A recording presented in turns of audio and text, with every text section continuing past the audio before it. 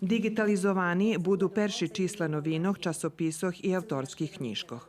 Digitalizacija to časljem jeden segment procesu, odnosno jednej našej novej dijalnosti, kotrú toho roku na 75 ročnicu za zaokružovanje jubileju i rozpočnjeme, a to dokumentacijni centar novinsko-vydavateljne ustanovi Ruske slovo. To bude naša dajaka 7.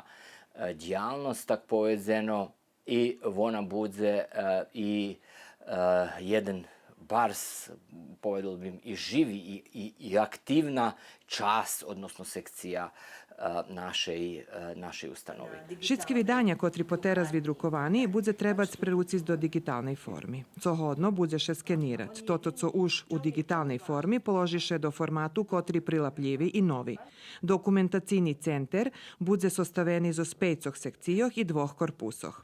To znači, že probujeme tak stvoriti tu bazu podatkov, že bi bola hasnovita njeljem za zanjatih znuka ustanovi, ali i za vyhľadovačoch a vždy za šitských raždanoch, kotri za svoju molbu i na revers zosu še upoznat zos prešlostu preg naših vidanjoh.